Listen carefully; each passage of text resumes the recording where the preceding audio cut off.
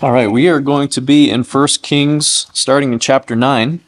So if you go ahead and turn your Bibles there, we're going to be taking a look today at Solomon and his kingdom and different aspects about the glory of it, his wisdom, the great wealth and riches that were a part of that kingdom, as well as the aspects of his kingdom that led to his divided heart, which of course resulted in a divided nation. So some great things for us to consider in our own lives and our service and dedication to the Lord. So 1 Kings chapter 9, we'll begin reading there. Now it came about when Solomon had finished building the house of the Lord and the king's house and all that Solomon desired to do, that the Lord appeared to Solomon a second time, as he had appeared to him at Gibeon. The Lord said to him, I have heard your prayer and your supplication, which you have made before me. I have consecrated this house, which you have built, by putting my name there forever. And my eyes and my heart will be there perpetually. As for you, if you will walk before me, as your father David walked, in integrity of heart, in uprightness, doing according to all that I have commanded you, and will keep my statutes and my ordinances, then I will establish the throne of your kingdom over Israel forever, just as I promised to your father David, saying, you shall not lack a man on the throne of Israel. But if you or your sons shall indeed turn away from following me, and shall not keep my commandments and my statutes which I have set before you, and shall go and serve other gods and worship them, then I will cut off Israel from the land which I have given them, and the house for which I have consecrated for my name. I will cast out of my sight. So Israel will become a proverb and a byword among all peoples, and this house will become a heap of ruins. Everyone who passes by will be astonished and hiss and say, why has the Lord done thus to the land and to this house? And they will say, because they forsook the Lord their God, who brought their fathers out of the land of Egypt, and adopted other gods and worshipped them and served them. Therefore the Lord has brought all this adversity on them. All right, so we see God appears to Solomon again a second time. The first time is when he expressed the desire for wisdom to be able to rule over God's people, and God was pleased with that and granted that request and said, not only will I give you this wisdom, but I will give you peace in your land and great power and wealth and all of these things that he would add to him because he was pleased with his heart. And so here, now that the temple has been built and dedicated, the Lord comes and says, I am duly recognizing that this is where my name will dwell. It's a house. It's made of stone and timber and precious metals and all of those things, but God has consecrated it and said that this is the place where my name is going to dwell. I am going to take this place very seriously. And he says there his name will be in this place forever in verse 3, and my eyes and my heart will be there perpetually. So God is committed to this. He has said concerning Solomon and his sons, those that would come after him, that the choice is theirs, whether they're going to make the most of this opportunity, make the most of the provisions that God has made for them, whether they would accept him and follow him as the Lord, as their God, or whether they will turn their hearts in another direction and go after idols and abandon his statutes, his ordinances, his commands, all of these things. The choice is up to them. If they follow him, he will establish them, he will bless them, he will take care of all of their needs. If they choose to go the other way, then they're going to bring ruin upon themselves and upon the nation. He says exactly what's going to happen here. I'm going to cut off Israel from the land. They're going to be, brought out in exile. As for this house, this place where his name is dwelling, where the very nature and character of God is on display for all of humanity to see how it is that a sinful man can approach the God of the universe, that place is going to be reduced to rubble. It's going to be brought down in ashes and a heap of ruins. What's interesting here is even in that state, even in that ruined state, which we know, just from what happens here in the history of Israel, that's exactly what is going to happen. In just, a few hundred years, this place is going to be reduced to rubble. And it did become a byword. And it did become the situation where anybody passing by said, look at what has happened in this place. This is what happened to these people because they have rejected the Lord as their God. They went after other idols. They turned their hearts away from him. So even in the destruction, even in the discipline, his name is still being lifted up. He was the God that brought them up out of the land of Egypt with his strong right arm and performed all of those wonders. He established them as a nation, and yet they turned their back. So whether they are going about being a witness towards the positive and showing the redemption of God, or showing his justice because he rightfully disciplined them from turning their backs on them, they continue to be a witness for the goodness of God. But they get to decide in the way that they carry out their lives, how it is that they are going to be that witness for him. Will it be through the demonstration of his justice, or through seeing his mercy and his blessing that's upon them for following in his ways? Choice is theirs. Let's keep reading. Verse 10, and it came about at the end of 20 years in which Solomon had built the two houses, the house of the Lord and the king's house. Hiram, king of Tyre, had supplied Solomon with cedar and cypress timber and gold according to all his desire. Then King Solomon gave Hiram 20 cities in the land of Galilee. So Hiram came out from Tyre to see the cities which Solomon had given him, and they did not please him. He said, what are these cities which you have given me, my brother? So they were called the land of Kabul to this day. And Hiram sent to the king 120 talents of gold. All right, so this is 20 years into Solomon's reign. He reigned for 40 years. We'll see here in a bit. So halfway through, and he's already completed the temple. He's already completed his major construction of his palace and those things. And there was more work to be done, and so he creates this arrangement here with Hiram, king of Tyre, who had a very good relationship with him, and it was based on his respect for David.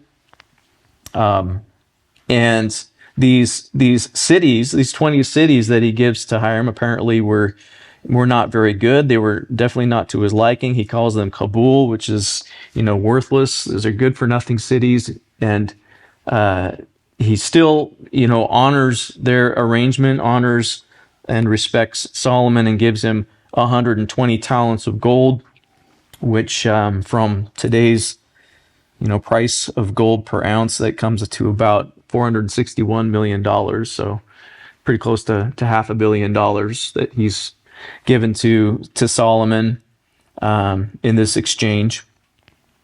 And in return, he's gotten these good-for-nothing cities.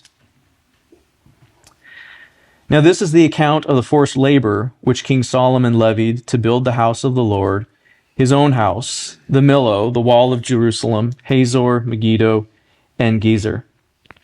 For Pharaoh, king of Egypt, had gone up and captured Gezer and burned it with fire, and killed the Canaanites who lived in the city, and had given it as a dowry to his daughter, Solomon's wife. So Solomon rebuilt Gezer in the lower Beth Horon, and Baalath and Tamar in the wilderness in the land of Judah, and all the storage cities which Solomon had, even the cities for his chariots and the cities for his horsemen, and all that it pleased Solomon to build in Jerusalem, in Lebanon, and in all the land under his rule. As for the people who were left of the Amorites, the Hittites, the Perizzites, the Hivites, and the Jebusites, who were not of the sons of Israel, their descendants who were left after them in the land, whom the sons of Israel were unable to destroy utterly, From them, Solomon levied forced laborers even to this day. But Solomon did not make slaves of the sons of Israel, for they were men of war, his servants, his princes, his captains, his chariot commanders, and his horsemen. These were the chief officers who were over Solomon's work, 550, who ruled over the people doing the work. As soon as Pharaoh's daughter came up to the city of David to see to her house, which Solomon had built for her, then he built the Millo. 3 times a year, Solomon offered burnt offerings and peace offerings on the altar, which he built to the Lord, burning incense with them on the altar, which was before the Lord. So he finished the house. King Solomon also built a fleet of ships in Ezion-Geber, which is near Eloth, on the shore of the Red Sea in the land of Edom. And Hiram set his servants with the fleet, sailors who knew the sea, along with the servants of Solomon. And they went to Ophir and took 420 talents of gold from there and brought it to King Solomon. Okay. So Solomon is telling us about some of the different works that he's done there.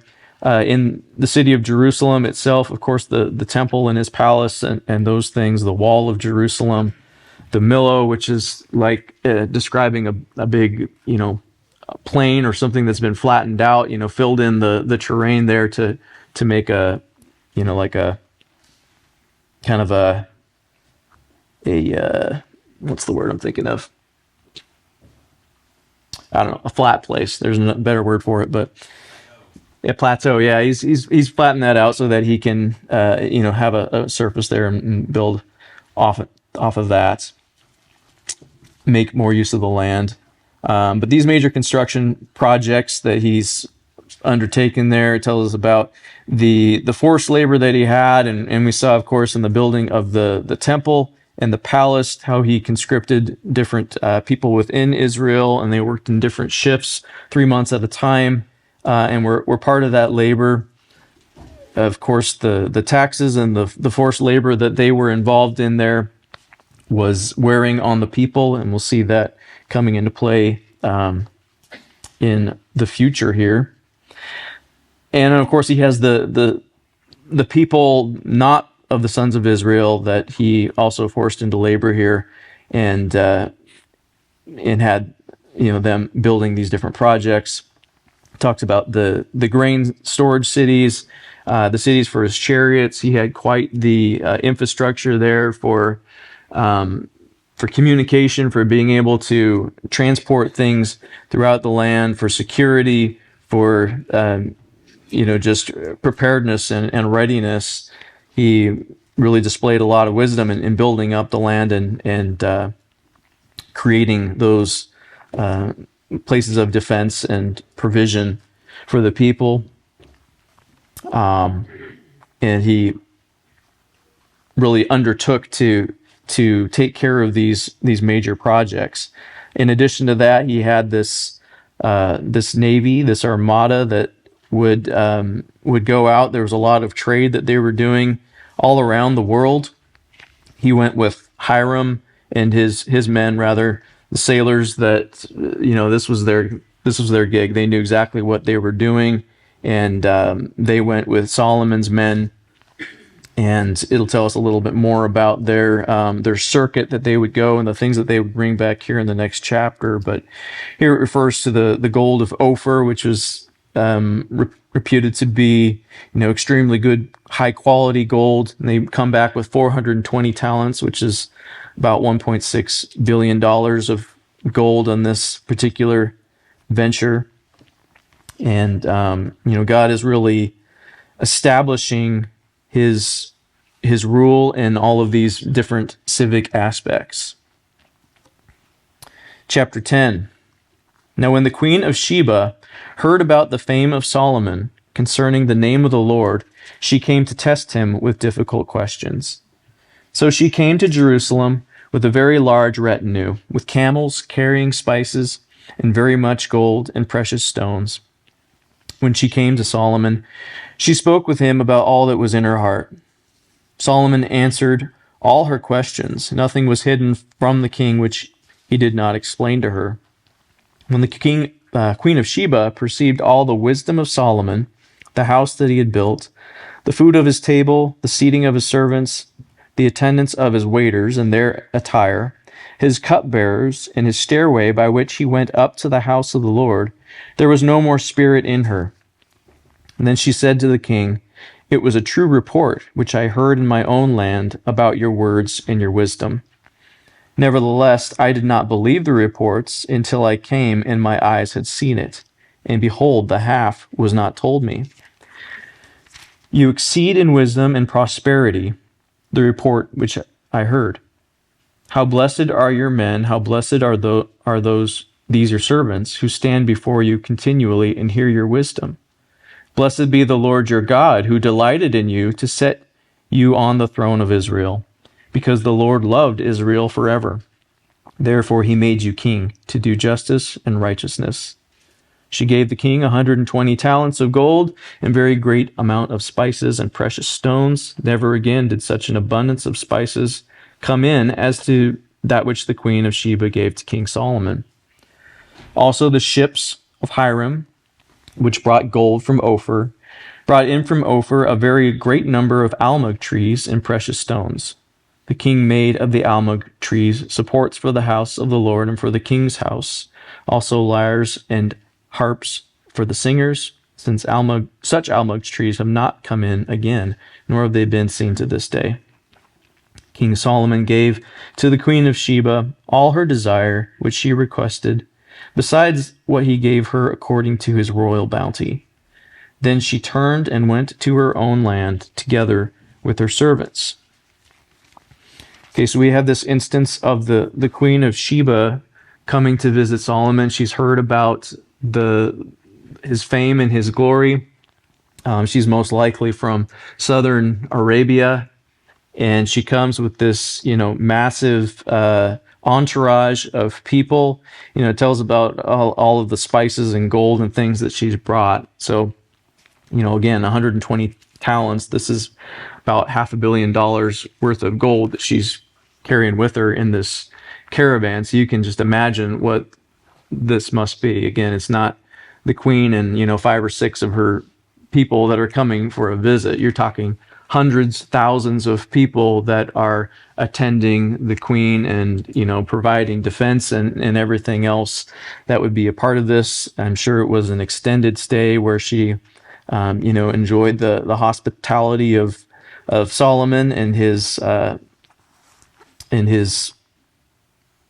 palace. But it says, and specifically in verse 1, that the queen was intrigued concerning the fame of Solomon, which was concerning the name of the Lord. There was something about Solomon's connection to the Lord that was of particular interest, and she wanted to know. And what I'm hearing about this man, this king, this nation, is all of this true as it relates to the God that they serve. So that entices her to come all the way up from her land and to see these things. And just in spending the time with Solomon, and she can see the wisdom that God has given him in how to rule and reign and be, successful as a king. All of this came from God. This isn't Solomon in producing all of this. This is the hand of the Lord, and she's seeing it coming through this man who has set himself apart to be a king that ruled and reigned over God's people in the wisdom that he provided. And so all of this is evident to her. She sees how he conducts himself. She sees the things that he's built and how all of those things are descriptive of the God that he serves. He can see the glory and the splendor of it, the beauty and the majesty, the way that he arranges it according to the servants and everybody that is ministering as a part of the temple as well as his own house. It's kind of interesting there in verse 5, literally when it's talking about the food of his table, the seating of his servants, all of these things. And the last part of this verse is really interesting. In my translation here says, stairway by which he went up to the house of the Lord. There was no more spirit in her. Now, that word stairway literally is just the ascender. It's the way that he goes up. The translators in this particular New American Standard have decided, oh, that's the stairway, because that's the way that you go up to the temple, is you take the stairs. Well, I would suggest, and some of you might have a translation there that says even the whole burnt offering. That's the same word that the Bible uses to describe the whole burnt offering. And again, the words whole and burnt and offering are not part of that. Literally, that is the ascender. That's the thing that goes up, that whole burnt offering. We can get the word picture of that. As it's sitting there on the altar, it is consumed entirely, and the smoke and everything of that is rising up to the heavens. And God says that he, perceives that, and he sees that sacrifice, that whole burnt offering, that ascender that's going up, and he is pleased with that because it is a reminder of his son. It's a reminder of the finished work of Jesus Christ that would be accomplished ultimately. And that whole burnt offering is simply just a picture of him. So she sees how it is that he goes up, his ascension to this. So it may well be that what's actually being described here is not the physical stairs that go up to this place, but the means by which he is bringing this up to the Lord.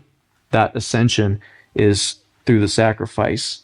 And it might be that there were amazing stairs too, but I think that the reality of what does that ascender actually mean is something that was very impactful to her. It says that there was no more spirit left in her. She recognizes that everything that she's heard was not even sufficient to describe the reality of the situation, because she can see for herself firsthand the ways of the Lord on display through Solomon and through his reign.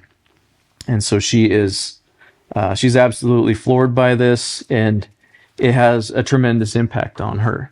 Now, just based on what we see here, I don't know personally how that has impacted her. She sees the hand of the Lord in all of this situation.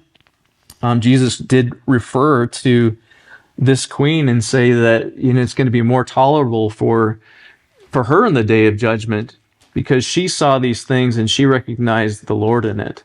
All of these cities that Christ was visiting and performing miracles, and his power was on display, the power of the Lord, the very same majesty and glory, and yet their hearts were cold. They rejected him. So Christ said it's going to be harder for you in the day of judgment, because this has come into your presence. You should know better. This queen of the south who didn't know me, she came and she saw these things firsthand. It had a tremendous impact on her, and of course she imparted, these treasures and things, and Solomon, in turn gave her, some things to take back to her land in southern Arabia there.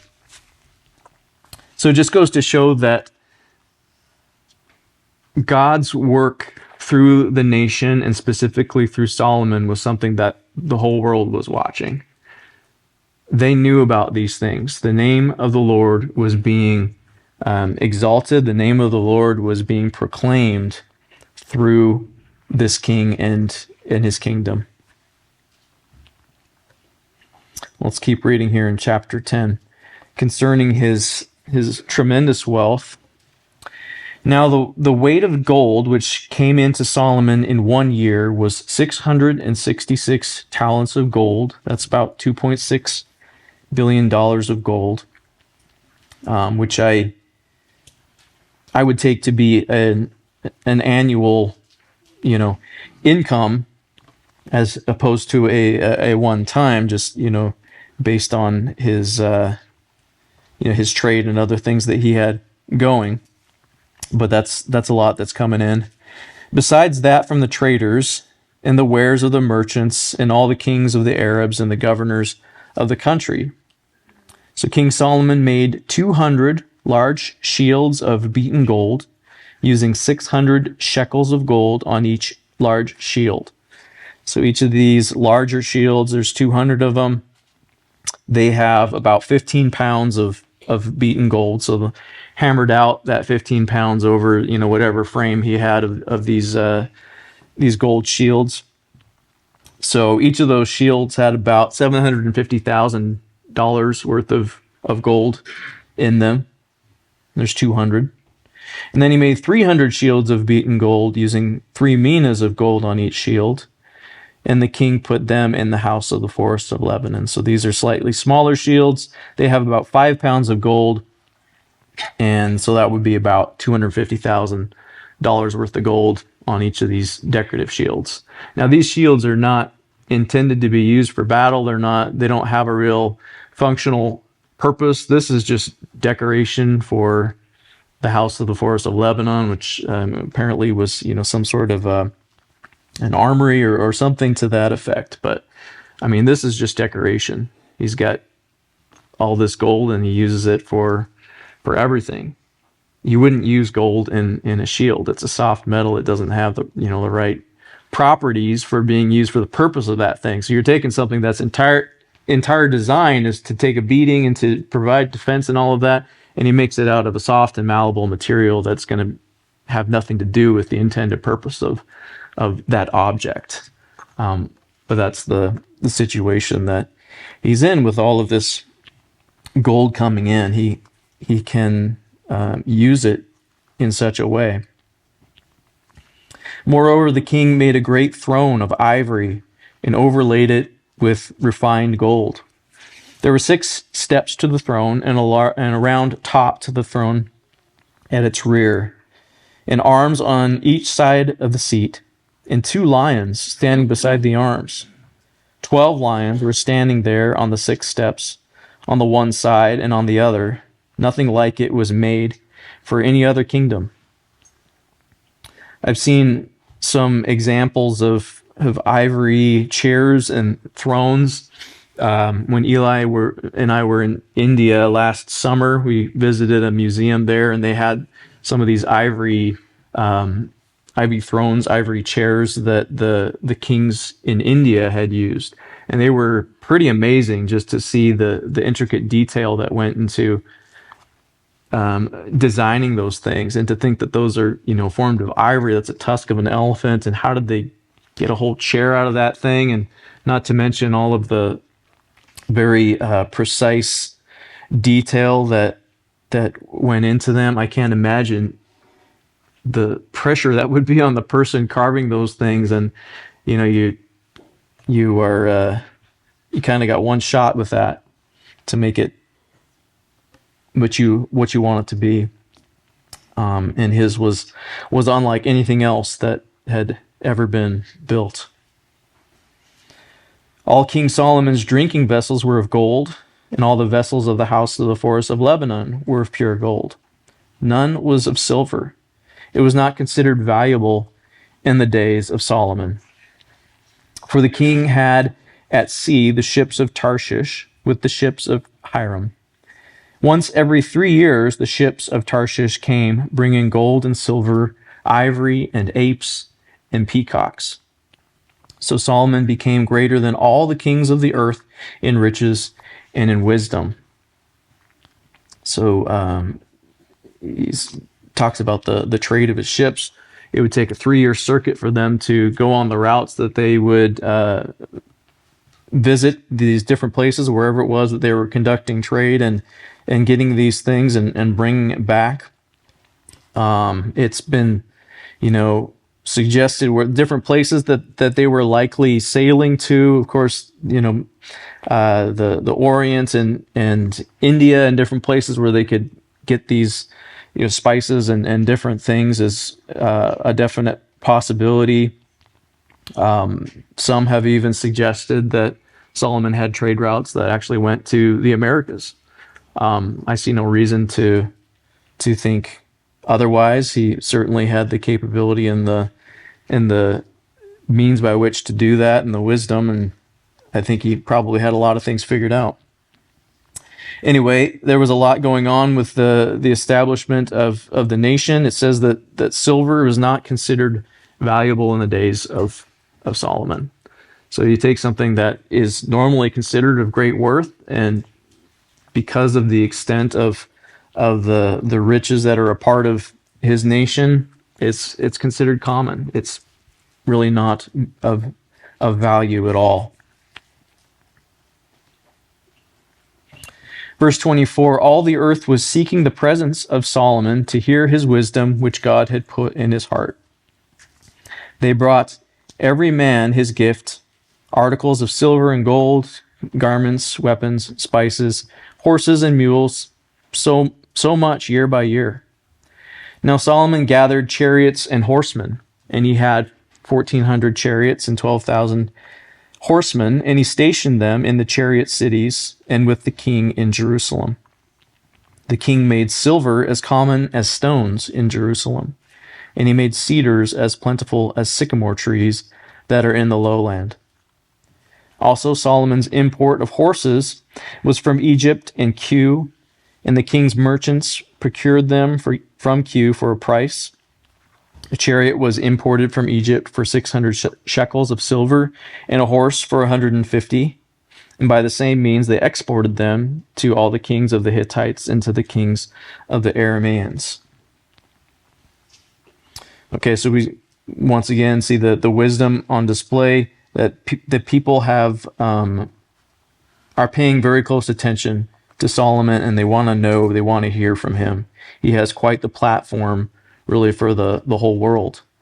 Everyone is seeking to hear the wisdom that God had placed in him, and God is multiplying his nation, his kingdom, and prospering it to an unheard of level. Now it tells us that Solomon is acquiring all of these things. He's got his ships out there. He's doing all of this, and it says that he's also gathering chariots and horsemen. And he established these chariot cities. Basically, he had kind of like a Pony Express situation. He's got different stations where they had,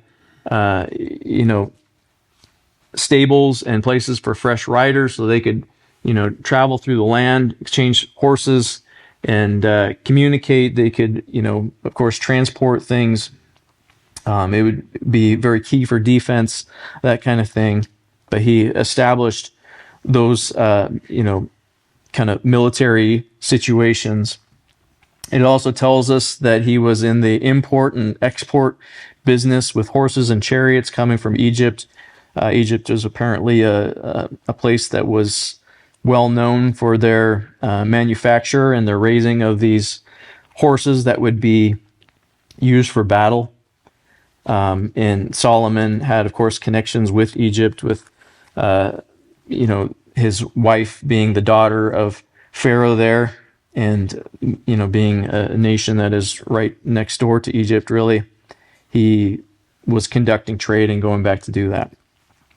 So I want to hold our place right here, and we're going to turn back to Deuteronomy chapter 17, and we'll keep these things in mind.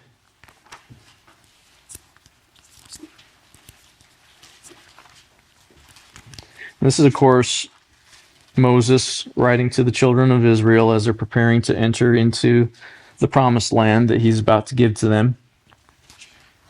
And God is communicating through Moses what is going to happen to the people down the road, and how it is that they should respond as they establish kings for themselves. So starting in verse 14 of Deuteronomy chapter 17. When you enter the land which the Lord your God gives you, and possess it, and live in it, and you say, I will set a king over me, like all the nations who are around me. You shall surely set a king over you, whom the Lord your God chooses, one from among your countrymen. You shall set as king over yourselves. You may not put a foreigner over yourselves, who is not your countryman. Moreover, he shall not multiply horses for himself, nor shall he cause the people to return to Egypt to multiply horses, since the Lord has said to you, You shall never again return that way. Neither shall he multiply wives for himself, or else his heart will turn away. Nor shall he greatly increase silver and gold for himself. Now it shall come about, when he sits on the throne of his kingdom, he shall write for himself a copy of this law on a scroll in the presence of the Levitical priests. It shall be with him, and he shall read it all the days of his life, that he may learn to fear the Lord his God by carefully observing all the words of this law and these statutes, that his heart may not be lifted up above his countrymen, and that he may not turn aside from the commandment to the right or to the left, in order that he and his sons may continue long in his kingdom in the midst of Israel. All right, so this was given, long before they had a king, long before this was even a reality. Remember that in those days, God was considered to be their king. And when they asked for a king and they were looking at King Saul to be a king over them, God told Samuel, hey, they haven't rejected you. They've rejected me as being king. So don't take offense to this. And he told them in advance, this is what's going to happen. Now, he said there's 3 things that king is not supposed to do. He's not supposed to go back to Egypt and multiply horses. Check 1 for Solomon. He's going back to Egypt and he's multiplying horses. This is building up his own military strength in dependence of what he brings to the table, the power that he's amassed, and not looking to the Lord. Not to mention, he says that you were not to lead the people back to Egypt. I brought them out of that, and they're not to return. This was a depiction of the world. He's brought them out of that. He's brought them into this. He's bringing them into this promised land, and they're not supposed to go back. So what do we see Solomon doing? He's going back. He's taking the people back to Egypt. He's multiplying the horses there. So that's the first check. It says he's not supposed to greatly increase silver and gold to himself. Well, what's he been doing? He's got every scheme going and he's prospering and doing well. You're thinking, well, that's great. The land's doing great. Silver's not even counted as precious. Again, God said you're not to be building up this kingdom for yourself. You're not to be amassing this wealth to promote your own glory and riches and everything else. So Solomon, more than anyone really that's come before or after, has been multiplying this silver and gold to himself. So this is becoming a problem. And then number 3 there, he shall not multiply wives for himself, or his heart will turn away. He made it very clear that the role of the king is to justly rule over God's people. And in order to do that, he needs to be centered. He needs to be focused on following the Lord. That's why it was necessary for him to, in your own handwriting, you take the time to write down the words of this law. You do it in the presence of the priests. I want them to watch you, and however long it takes for you to do that, you're going to write that down. You're going to revisit it. You're going to come back every day so that you are mentally reminding yourself who it is that you serve, who is the rightful ruler over this nation, and how it is that they can be established in not turning to the left, not turning to the right, but following strictly after his ways. So don't multiply gold, don't multiply military strength through horses, and don't multiply wives. Back to 1 Kings 11.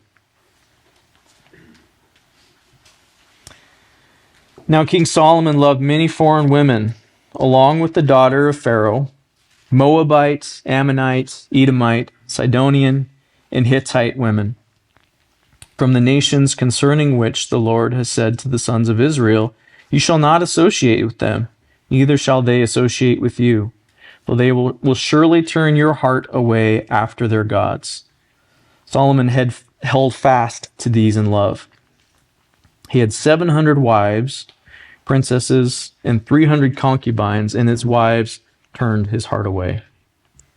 For it came about when Solomon was old, His wives turned his heart away after other gods, and his heart was not wholly devoted to the Lord his God, as the heart of David his father had been.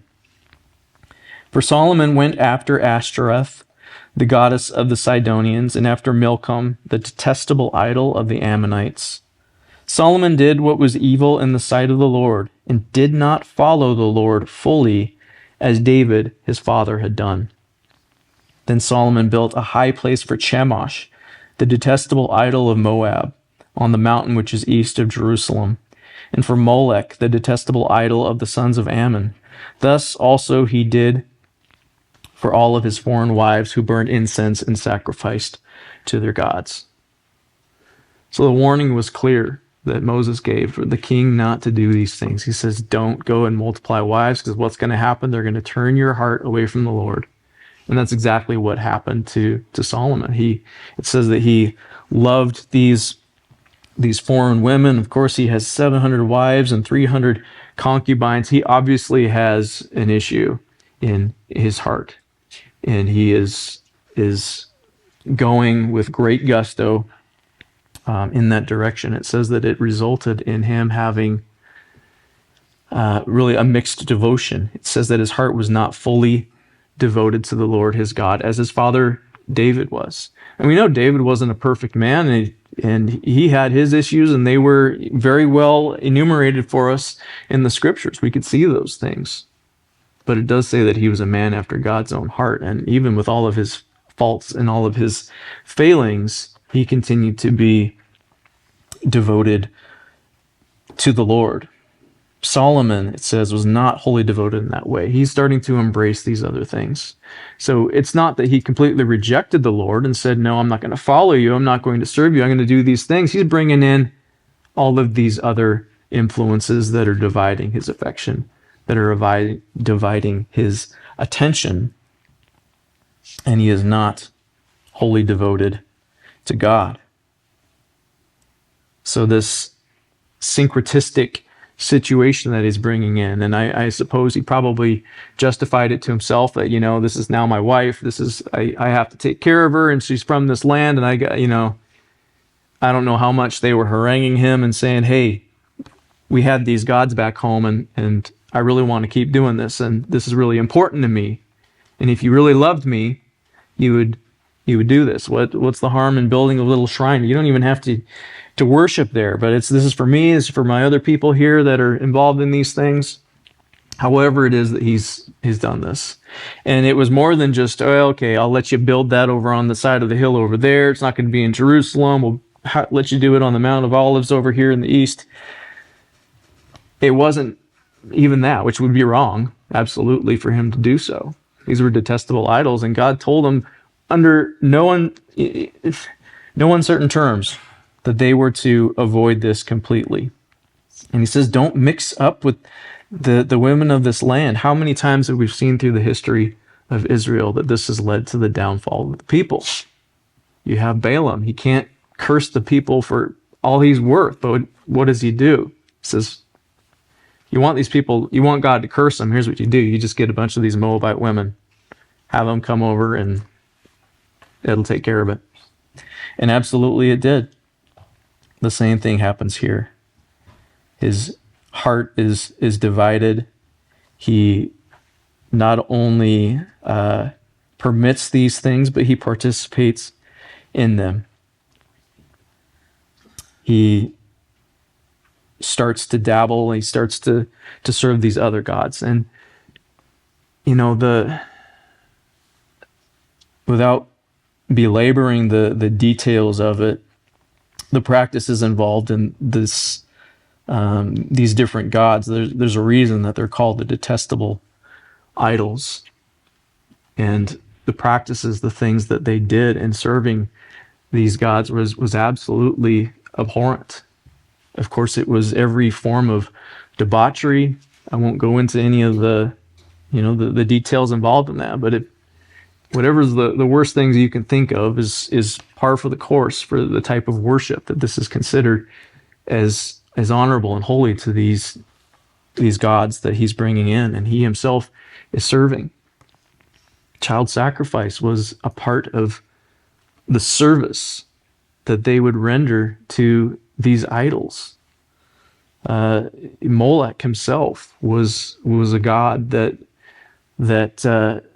demanded child sacrifice. That idol was built in such a way, it was a hollow brass thing that they would stoke a fire inside, get it blazing hot, and they would place their children in his arms to be received and burned alive.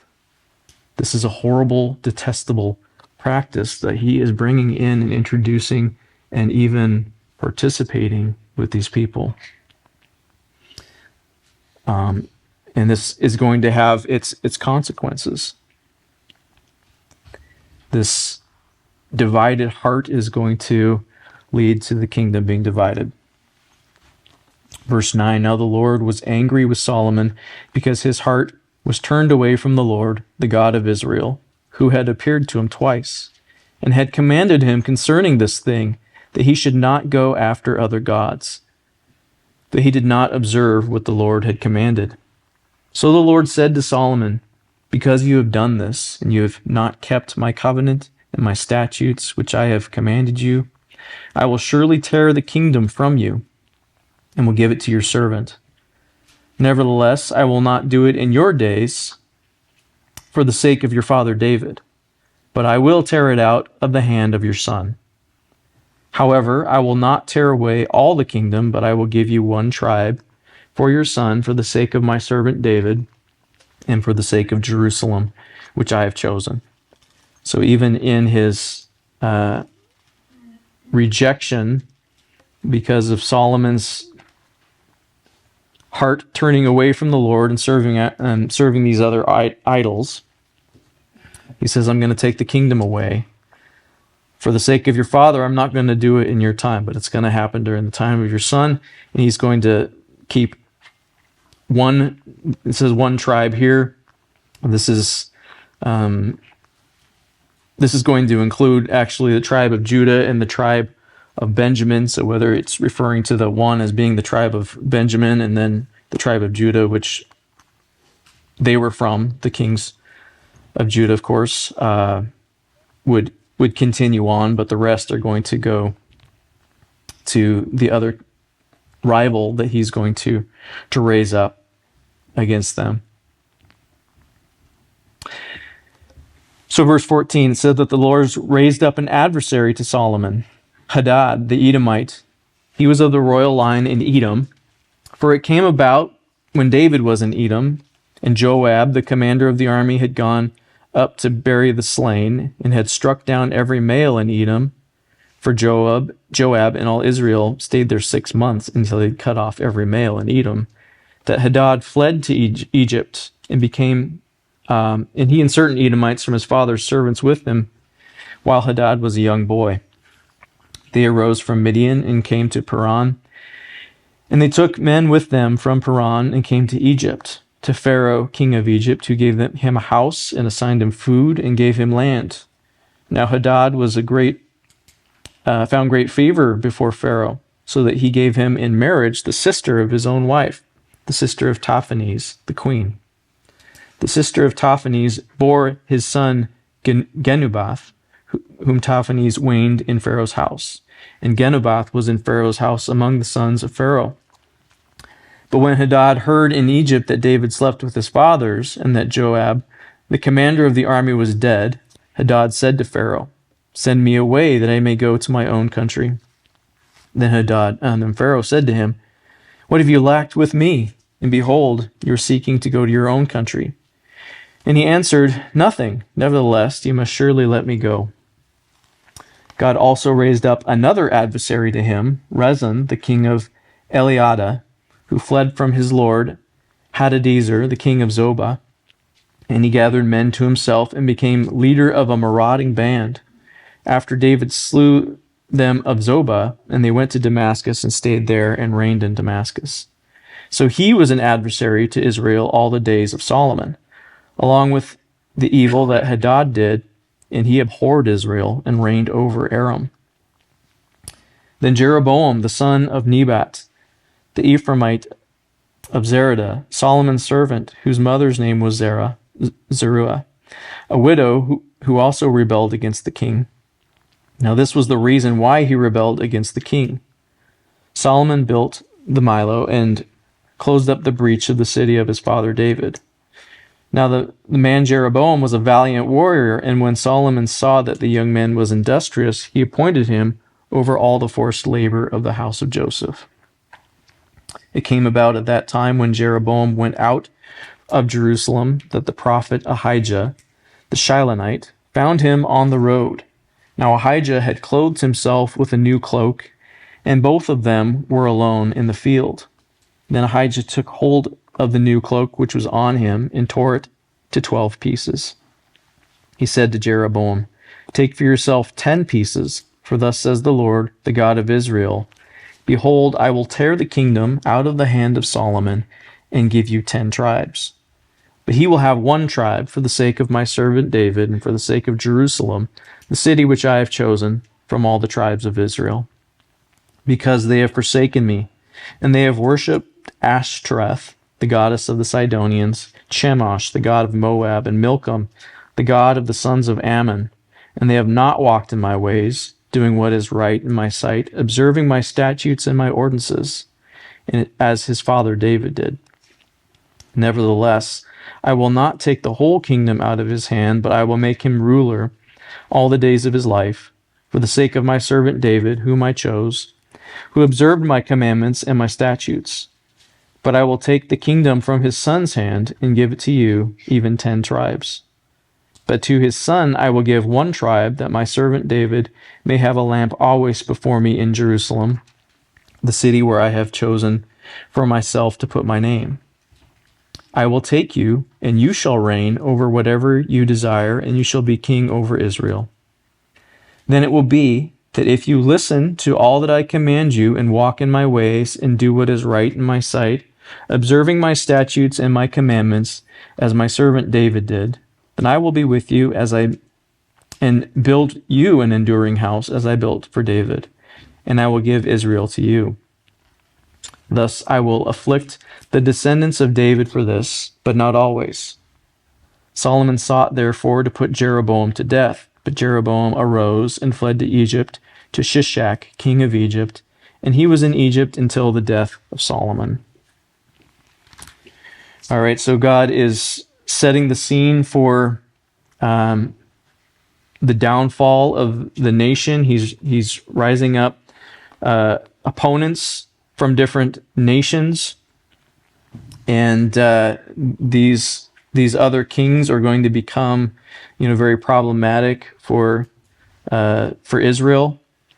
So God is establishing them. God is giving them some power, as well as Jeroboam, who he is raising up to be the next king over Israel, the 10 tribes that would depart from following after Solomon's line.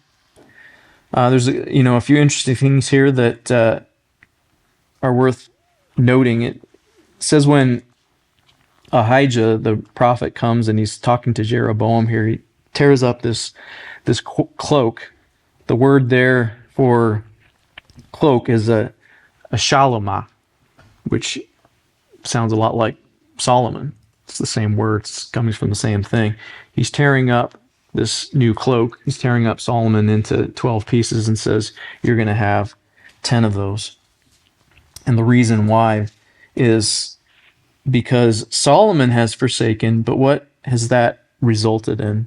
But the people themselves that have followed after these other gods. It's not just the sin of Solomon. He's leading to the downfall of the whole nation.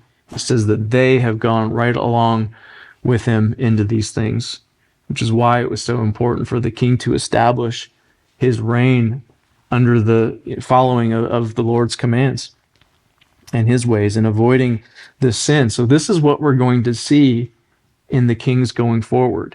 And when we see these kings and their description and say that this is a king that was like David in the way that he followed after the Lord, or they're going to describe it and say this is a king that is like somebody else in the ways that they have departed from the Lord. When it talks about that king, it's also talking about the nation. The hearts of the people are going to follow after the hearts of the king that is establishing the nation. So Solomon's divided heart with all of his wives has now led to the nation being distracted from following after the Lord completely. It says that they have not walked in my ways, doing what is right in my sight. The gravity of that statement is huge. And Solomon's responsibility in all of this is just, he was given so much from the Lord, and yet he let these other things creep in. I think the warning for us is very, very stark, that we can't let other things, other desires, other affections creep in and start to distract us from the purity of just following after the Lord and walking in his ways, seeking the face of Jesus Christ and walking in fellowship, abiding with him. The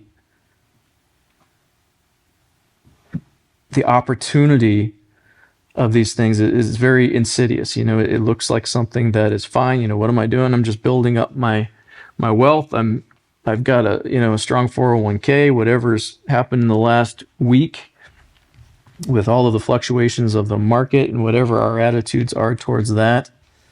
How much has that been a distraction for us personally? These are things that we ought to consider.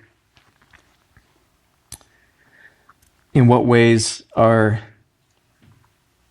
different things pulling me away from the Lord in such a way that is going to have an effect on those that are looking to me and those that are following after me?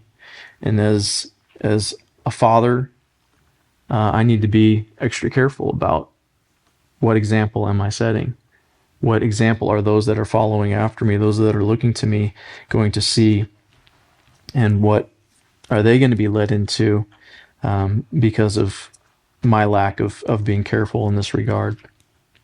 So a definite challenge for us to consider that it's not just simply abandoning the Lord that can lead to this downfall, but just allowing those distractions to come in that can take us just enough off course, and it can bring disaster to many others. And so God makes the promise to Jeroboam that if he will follow after his ways, he has every opportunity that he will be established, that he can prosper, that he can reign over those other tribes. Again, the choice is his, the opportunity is his to do with that what he will. And if he will follow the Lord, God will establish him, God will establish his line. And of course, we'll see that is not what's going to take place with Jeroboam. I'll finish up this chapter. Now the rest of the acts of Solomon, whatever he did in his wisdom, are they not written in the books of the acts of Solomon? Thus the time that Solomon reigned in Jerusalem over all Israel was 40 years. And Solomon slept with his fathers and was buried in the city of his father David, and his son Rehoboam reigned in his place.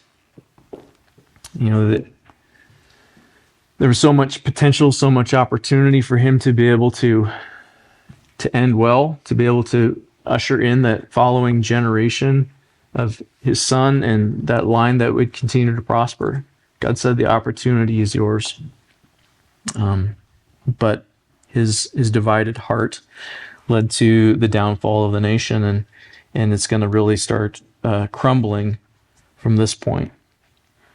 But God is faithful, and God will continue to keep his promises, and even in the midst of the messes that are made, God is still on the throne. God is still establishing his way in the midst of his people, and he will continue to be glorified in their presence, even when they go through the discipline that comes from rejection and following after their own ways and following after these false gods that present themselves as something that is desiring but really what it represents is just death in our lives. Let's pray. Father, I thank you so much for this day. I thank you for your faithfulness, and even, Father, when we are unfaithful, you remain faithful. You cannot deny yourself.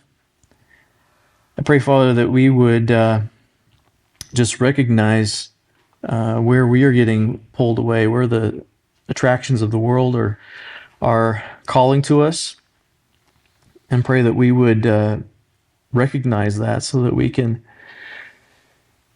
turn from those things and just look to you wholly, that we can live in a way that would draw people's attention to you, that they would see your wisdom on display in our lives, your love, your compassion, your mercy, and that we'd be able to give an answer to those that recognize the hope that we have in Christ.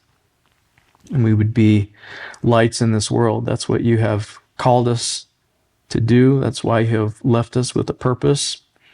Pray that we would be wholeheartedly devoted to you in your ways, and in doing so be a blessing to the world around us and those that follow after.